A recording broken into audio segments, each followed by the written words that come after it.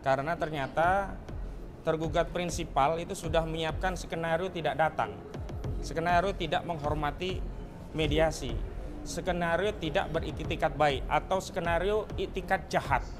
Dengan cara apa itikat jahatnya? Langsung pada hari pertama tidak dihadirkan dan menyerahkan surat kuasa untuk bermediasi, dan tidak mau pada mediasi berikutnya untuk menghadirkan prinsipalnya dengan dalih sedang ada di luar negeri lah, sedang ada kegiatan pekerjaan lah. Karena semua saudara kita di Banten itu ketika kita tolong, kita ingin membangun persaudaraan dengan mereka.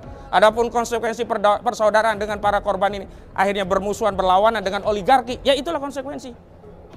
Dunia ini hitam putih, gak ada yang kemudian melebur jadi abu-abu, tidak. Dan kami siap mengambil harga berlawanan dengan oligarki dalam rangka membela saudara kami di Banten yang terzalimi.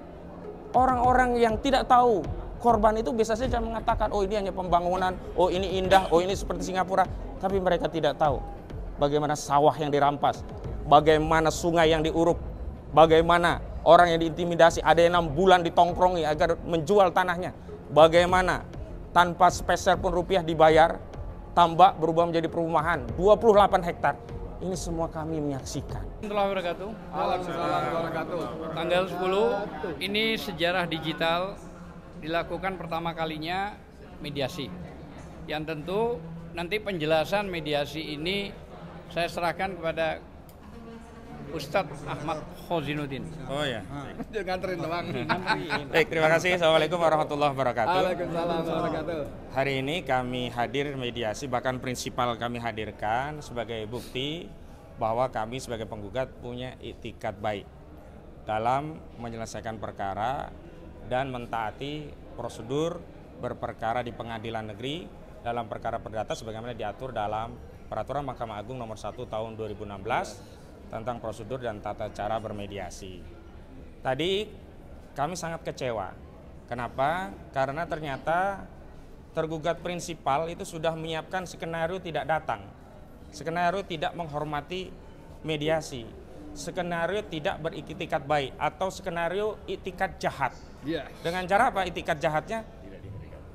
Langsung pada hari pertama tidak dihadirkan dan menyerahkan surat kuasa untuk bermediasi, dan tidak mau pada mediasi berikutnya untuk menghadirkan prinsipalnya dengan dalih sedang ada di luar negeri lah, sedang ada kegiatan pekerjaan lah.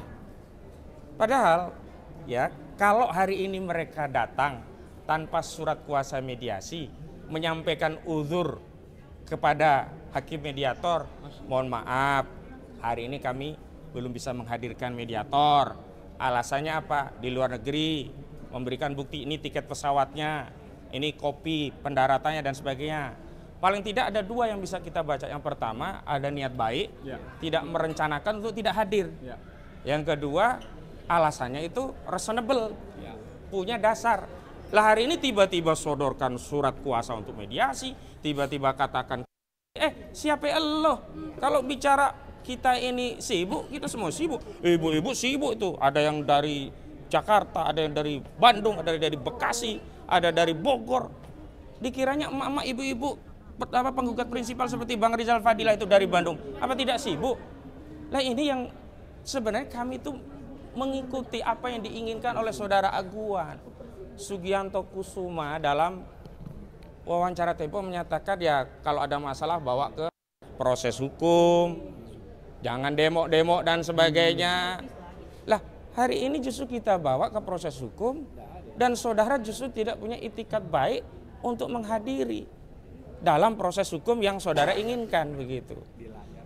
Nah selanjutnya kami tadi diminta menyampaikan substansi tentang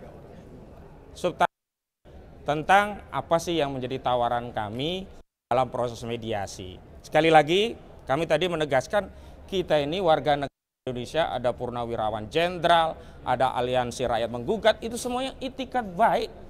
Bukan nggak mau pokoknya itu enggak, kita nggak bilang pokoknya harus enggak. Kita tetap ada solusi, tetapi nggak mungkin solusi ini kita tawarkan kepada kuasa hukum. Dia bukan prinsipal. Misalnya dalam materi gugatan kami diantaranya membayar 516,2 triliun kepada negara. Lah kalau Antoni Salim bilang iya, emang prinsipal boleh menyatakan itu? Kan boleh. Lah kalau kuasa hukum dari mana duitnya uang segitu? Kalau yang ngomong Antoni Salim, oh masuk akal, dia kaya raya. Kalau yang ngomong Aguan, masuk akal, dia kaya raya. Lah kalau kuasa hukum tidak punya legal standing untuk ngomong itu, gitu loh. Makanya mohon maaf, bukan kami tidak mau bermediasi, tapi sia-sia. Sia-sia, kenapa? Bukan dengan pihak yang berkepentingan, bukan dengan pihak yang punya kewenangan untuk memutus iya atau tidak. Ketiga, kalaupun ya Antoni Salim datang, Erlangga Hartarto datang, saudara Joko Widodo datang, ya kan? Kemudian Aguan Sugianto Kusuma datang, apakah menjamin ada penyelesaian? Kami pun berbraduga kuat juga belum tentu selesai. Belum tentu. Karena mereka ini bisa melakukan kejahatan begitu banyak di Banten, di proyek PIK 2, apalagi dalam konteks bermediasi.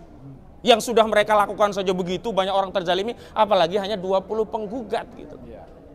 Belum tentu, tapi kami sebenarnya ingin menegaskan, ini loh yang komitmen terhadap NKRI, taat pada hukum, ini loh yang harusnya rule of the law, kalau ada sengketa dengan warga negara lain diselesaikan secara hukum, bukan kemudian bernarasi sepihak, kemudian mendakwa, bahkan menuduh orang-orang yang sedang berjuang ini ya tidak berkontribusi bagi pembangunan lah, enggak.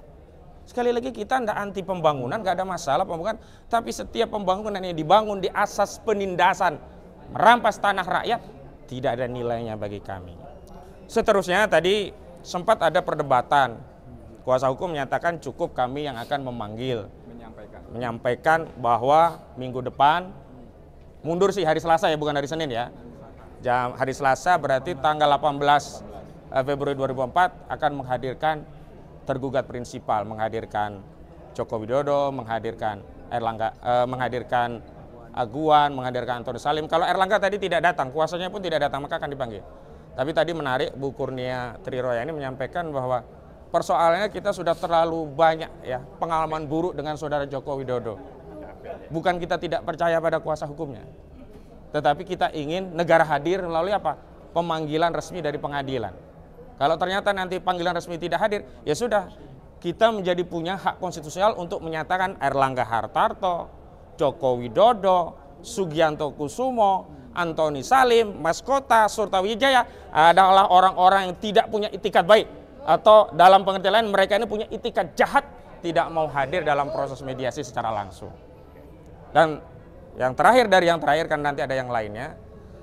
Sekali lagi yang kami perjuangkan itu bukan kepentingan kami, bukan kepentingan Bang Edi Mulyadi, bukan kepentingan Bang Rizal Fadilah, bukan kepentingan ARM, bukan kepentingan Forum Purnawirawan Pejuang Indonesia ya, FPPI ya, bukan kepentingan kuasa hukum, bukan, tapi kepentingan rakyat Banten, bahkan kepentingan seluruh rakyat Indonesia. Karena itu kami mohon doa, dukungan agar kami selalu dalam lindungan Allah Subhanahu wa taala, diberi kemudahan, dilancarkan lisan kami menyampaikan kebenaran, dan kami diberikan barokah dalam hidup. Karena itu yang kami cari. Niat kami membela perkara ini adalah lillahi ta'ala, mencari ridha Allah, mencari keberkahan, nyari saudara. Karena semua saudara kita di Banten itu ketika kita tolong, kita ingin membangun persaudaraan dengan mereka. Adapun konsekuensi persaudaraan dengan para korban ini akhirnya bermusuhan, berlawanan dengan oligarki, ya itulah konsekuensi. Dunia ini hitam putih, nggak ada yang kemudian melebur jadi abu-abu, tidak. Dan kami siap mengambil harga berlawanan dengan oligarki dalam rangka membela saudara kami di Banten yang terzalimi. Orang-orang yang tidak tahu korban itu bisa saja mengatakan, oh ini hanya pembangunan, oh ini indah, oh ini seperti Singapura. Tapi mereka tidak tahu bagaimana sawah yang dirampas, bagaimana sungai yang diuruk, bagaimana orang yang diintimidasi, ada yang 6 bulan ditongkrongi agar menjual tanahnya, bagaimana tanpa sepeser pun rupiah dibayar, tambak berubah menjadi perumahan, 28 hektar. Ini semua kami menyaksikan. Dan pagar laut, sampai hari ini pagar laut tidak ditemukan siapa yang naruh itu pagar. Malah yang ada justru kebakaran Kementerian ATR.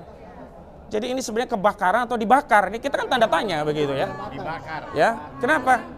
Karena tidak mungkin Kementerian ATR tidak tahu terhadap produk hukum baik itu SHGB atau SHM yang diterbitkan Kantah BPN Kabupaten Tangerang. Walaupun dalihnya itu kewenangan dari BPN Tangerang. Iya, dari sisi besihing ya, produk keputusan tata usaha negara ini memang kewenangan dari BPN Tangerang, tetapi tidak mungkin tanpa koordinasi, minta arahan, petunjuk, bahkan persetujuan dari institusi di atasnya, entah itu Kanwil, bahkan Kementerian ATR atau Kepala BPN. Sehingga mari rakyat kita kawal kasus ini sampai tuntas, kita kawal kasus ini sampai yang salah benar-benar masuk penjara, kita kawal kasus ini sampai rakyat kembali merdeka setelah dijajah oleh oligarki rakus perampas tanah rakyat. Assalamualaikum warahmatullahi wabarakatuh.